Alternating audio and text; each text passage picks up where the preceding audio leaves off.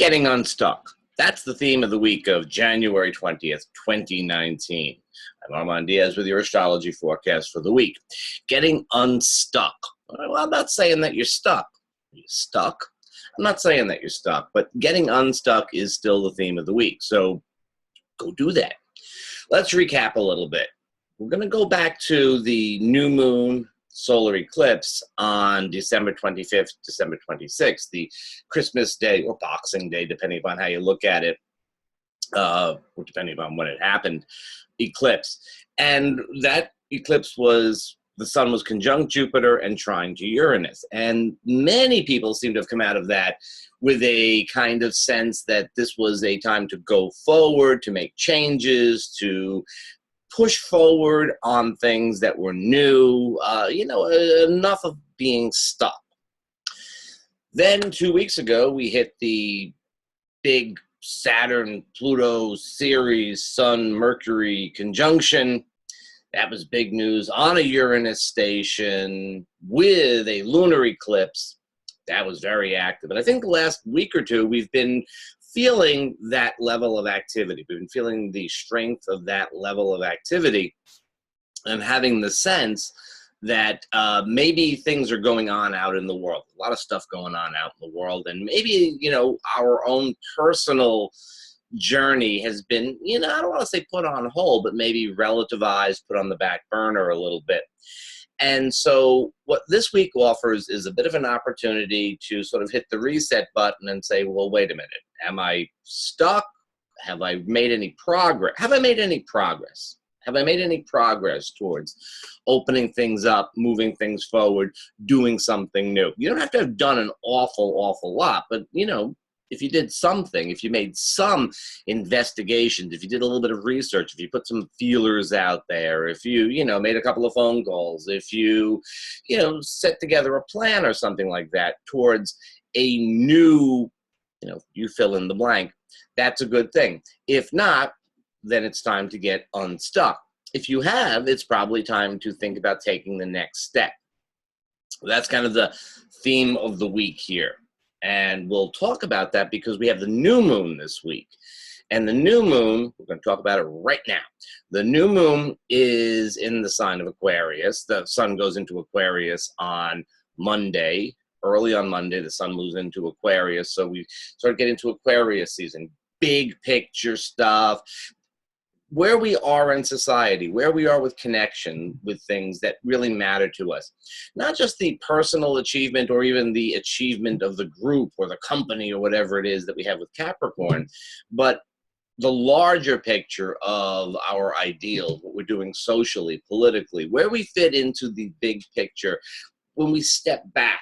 See, Capricorn is when it's what you do, big picture, but you're concentrated in the energy. Aquarius is when you can take a step back. You have some space around things to see things. Too many vague pronouns, things. But you have that sense of space, and that's key to this week. That's key to the next month of Aquarius season. Okay? Being able to step back, watch the wheels go around type of thing. Not necessarily putting your shoulder to it. Take a little step back and see where things are. Okay, so we begin the week. Monday, we have the moon in Sagittarius, nice sociable. Good, another good big picture sign with the sun going into Aquarius.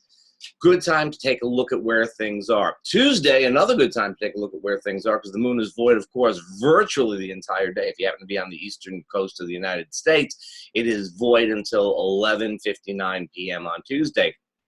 Wednesday, the moon goes into Capricorn, typically a more work-oriented sign, but the moon is waning down into the new moon, which is exact on Friday. And so, it's going to be a kind of, you'd like to do stuff, but there's not a lot of energy. Good time to, in practical terms, Wednesday, Thursday, good time to sort of wrap things up, kind of see where things are, put them in the box, take care of chores, that sort of thing, inventory, bookkeeping, that sort of stuff. As we get in there too, we have an interesting aspect that will make Thursday. Let me just make sure that I'm talking about the right date. Yeah. Thursday. I knew that. Thursday, we have two interesting aspects. The first is that the Sun squares Uranus. Now, that Sun-Uranus square, that's a hot aspect during a cool time of the month. And when that happens, we often get this kind of sense of, let's put it, like, I don't really want to stay home. I'm kind of edgy to go out, but I don't really want to call everybody. You know, I don't want to arrange anything. I don't really feel like getting dressed and going out, but I don't want to stay here either. That kind of energy can prevail. However, while there'll be some of that around for some folks, no doubt, this is also a good time to, you know, renew your commitment to making a change. It's very similar in a way to the Sun-Uranus trine at the lunar eclipse in December. That's why I started talking about that. Here we hit a square. It's a crisis of action, right? This is a, what are we going to actually do? You know, isn't it time to start putting something into effect? Well, with the new moon coming up, it's probably not the day to put something in effect. But the question that comes up on Wednesday, Thursday, and into Friday is, well, just, you know, what are we going to do? What would be a good action to take? What would be a good action to take? Now that I've sort of reconnoitered where I am, what would be a good action to take? Another thing that happens on Thursday is this sort of nice, sweet aspect between Venus and Jupiter. It's a sextile. Venus is very happy out in Pisces, and Jupiter is not so happy in Capricorn, but they love each other, and so things usually go kind of well. I would have to say my my impression of it with Venus and spiritual Pisces and Jupiter and somewhat stark Capricorn is it's kind of like a nice dinner. It's a nice monastic dinner. You know, you sit down and appreciate some really, you know, simple, earthy kind of food type of thing. Venus and Jupiter are great for sparking overindulgence. Maybe Venus and Pisces will do that. I mean, not make it sound like that's what we would want to happen. It's not necessarily what we don't necessarily need to have overindulgence. But my sense is it's at this time of the month with it coming into the new moon, it's a sort of quiet appreciation for what is. That's sort of the sense of it. That'll prevail through midweek into Friday. Damn cell phones. When are you people going to learn to shut these things off?